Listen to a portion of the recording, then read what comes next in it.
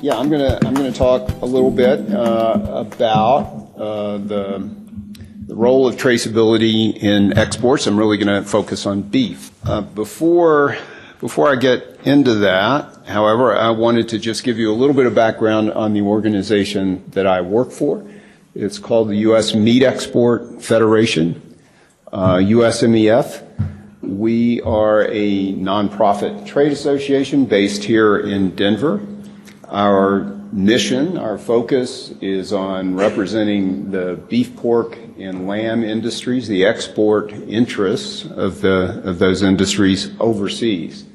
So although our headquarters is here in Denver, most of our staff and certainly most of our time and focus is spent in the export markets. Yeah, so we do have 17 offices and representatives around the world, as you can see from this map. Our people on the ground are our greatest asset and our greatest resource, and as you would expect, they are based in the principal export markets for the red meat industry. Our work sort of falls under one of two headings, either marketing, or what you could think of as market development or demand building in these markets for our products, and market access, which is really getting into and staying in these markets.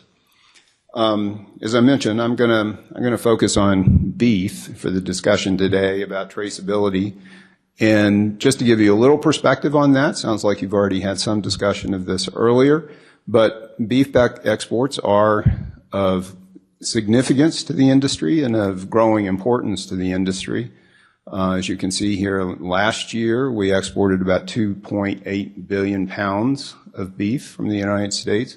That was worth $7.3 billion and represented just short of 13% of our beef and beef variety meat production. So a significant part of our production now is going into the foreign markets, not as much as pork, as you've heard, but still important, and I think increasingly in the industry, exports are seen as a critical component of the future health of this industry. This pie chart, of course, just shows you the principal export markets. This will be of some relevance when I get into my presentation a little further. The biggest market, most important beef export market today and for many years is Japan, followed by Mexico, Korea, China, and Hong Kong, which we kind of pair together for these purposes, Canada, and then, as it says here, the Middle East, which is really Egypt. So with that as background, I think what I'm going to do is go through a series of slides and try to give you a sense of what the major beef trading countries in the world are doing when it comes to traceability. So we'll start with the top 10 exporting countries in the world. So these are our competitors, if you will, in the global markets. These are the other countries that we compete with out there in the marketplace. Just quickly, we're talking about Brazil, Australia, of course, the U.S., New Zealand, Canada, the EU, Uruguay, Paraguay, Argentina, and Mexico. All of these countries have implemented traceability systems. In all cases, these are nationwide systems, including the U.S., if you bring ADT into that discussion. And in most cases, these systems are mandatory. In other words, they're required by law in the country. The three exceptions that I've noted here are Brazil, Paraguay, and in the U.S. In the U.S., setting ADT aside, since today it's not particularly relevant to the export picture, we don't have mandatory traceability on a large part of the beef cattle herd. Brazil and Paraguay, their traceability systems are only mandatory for exports to the EU. Now looking at importing countries. So these are our markets. These are our customers overseas. You see some overlap there. Of course, the U.S. is one of the biggest exporting countries of beef and also one of the biggest importers. but followed by China, Japan, South Korea, Russia, Hong Kong, the EU, Egypt, Canada, and Mexico. All of these countries as well have adopted traceability to one degree or another, I should emphasize. In all cases, they're nationwide. In most cases, they're mandatory. I've already noted the exception of the U.S. And importantly, I think from the standpoint of the points I want to make this afternoon, although all these importing countries, these major markets, as we see them, have adopted mandatory traceability, today the only important export market in the world that also requires that imports come from countries that have adopted traceability systems is China. And we'll come back to that. So to go a little deeper and talk again in fairly general terms, but to give you a little more sense of what's involved in traceability systems that have been put in place in most of these countries. There are a lot of similarities as you go. Then again, I'm looking at the list of principal exporting countries. There's a lot of similarities as you go from one country to the next. They all require individual animal ID.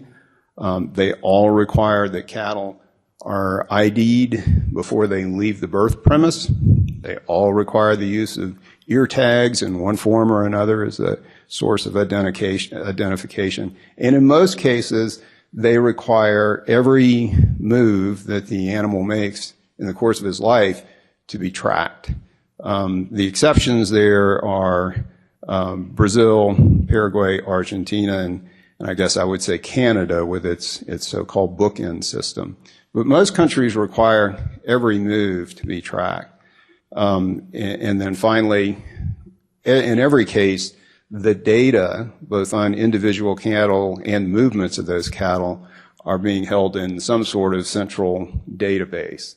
In Australia and Canada, that database is run by either a private entity or some sort of public-private partnership. But in all the other countries, the data is actually being held by the government.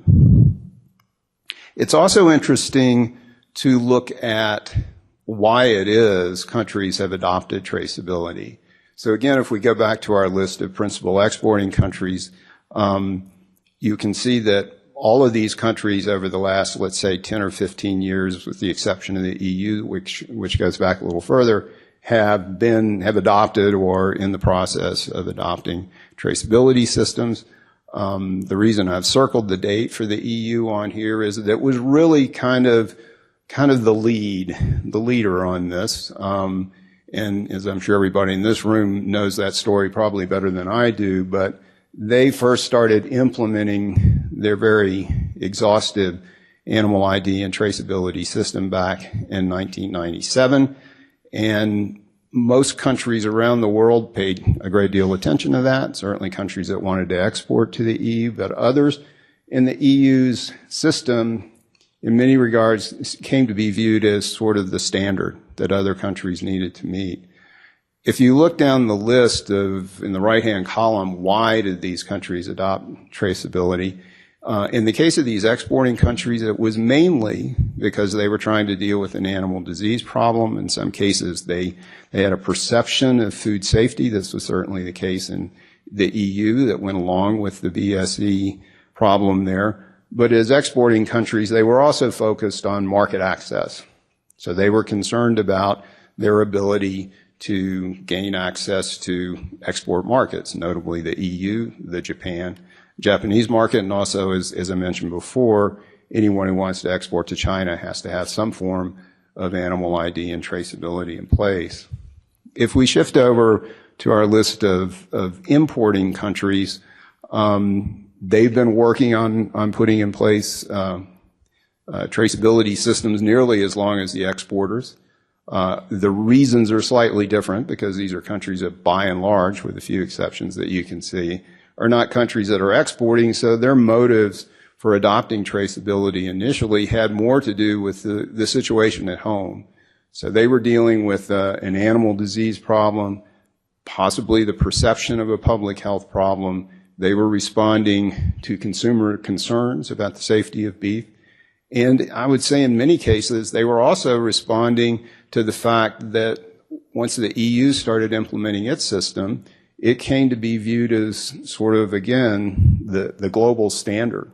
And if you weren't following the EU and making some attempt to do something similar, you could come under pressure from consumer groups and others that felt that you weren't addressing an important public health concern.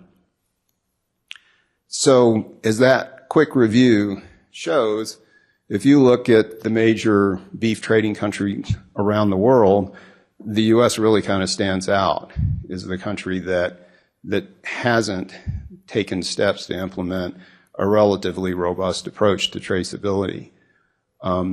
Given that we are such an outlier in this respect, I think it's natural to ask the question, are we at a competitive disadvantage in the global marketplace because of this?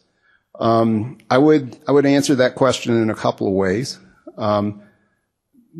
First, I would say up to now, the fact that we don't have a national animal ID and traceability system has not kept us out of markets. We found a solution for China, and we can talk about that if you're interested after I've gone through my prepared remarks. But bottom line today, the fact that we don't have animal ID and traceability is not keeping us out of the global marketplace.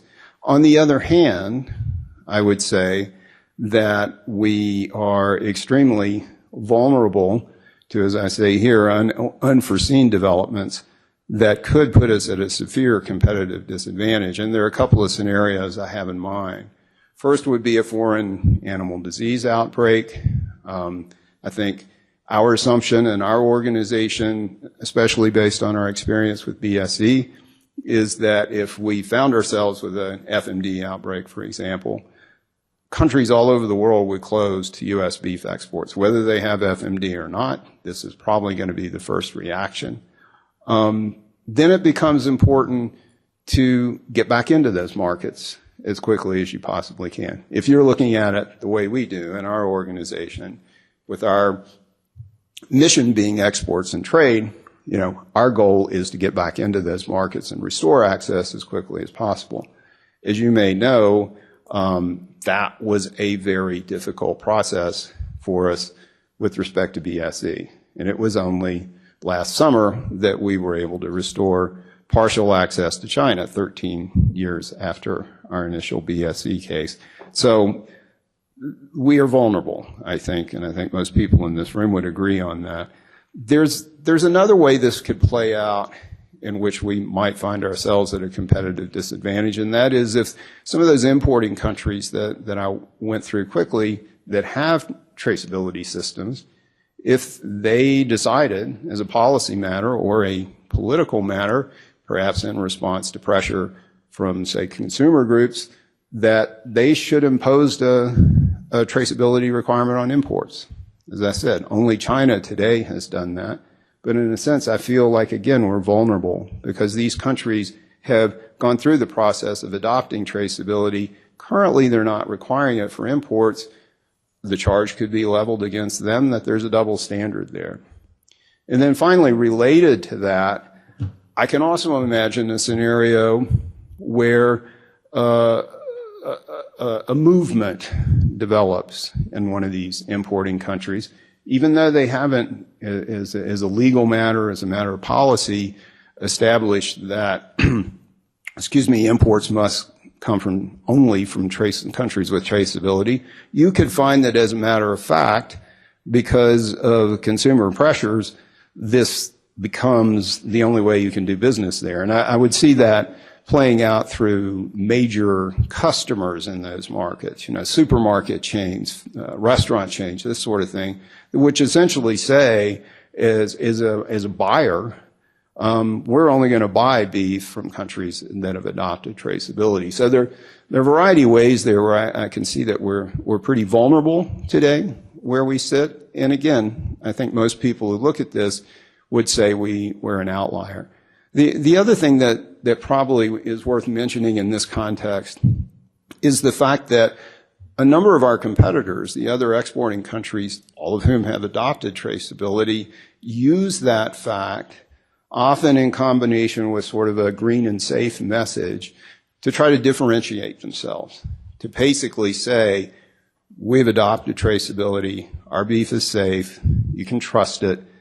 And, you know, the implication is if you can't make those claims, well, where are you? And just to give you an idea of how that looks in some cases, I've got a brief video clip here from Uruguay, in which they talk about their traceability system. I think you're all familiar with the fact that Uruguay is an important beef producer and exporting country. They export roughly 2/3 of their production, so exports are critical to them. Uruguay is a very small country with 3 million inhabitants.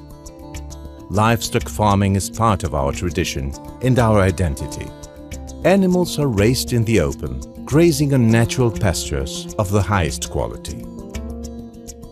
67% of meat production is exported to the most demanding markets. Our goal is to sell confidence. In 1875, cattle started being identified by branding, which allows a precise control of its origin. More recently, in 1977, an animal movement registering system, the COSE, was established, which was one of the first to be accepted by the European Union in the 90s. In 2006, an individual animal identification program was launched, and up to this day, a meat traceability system is installed on all processing plants. The electronic information system of the meat industry consists of 7 data collection points strategically placed along the industrial chain.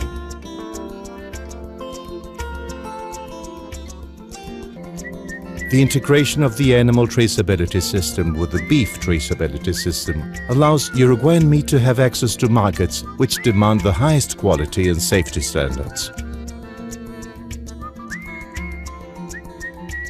Livestock producers have access to customized information of their animals, what strengthens the confidence between them in the industrial chain. The system covers the whole country. The Ministry of Livestock, Agriculture and Fisheries and the National Meat Institute, INAC, a public non-governmental agency, manage the whole traceability system. It is also externally audited every year by the British Standards Institution under the ISO 27001 standards. Our commitment is to offer complete information all along the productive cycle. Uruguayan meat, from nature to table. So I think you get the idea. Very nice, very reassuring. Not something that we as an industry are able to say today. So does that put us at a competitive disadvantage? I think it's kind of hard to quantify that, but as people who work in these export markets every day, we're pretty sure it does. So I want to leave you with just one final thought or one final question.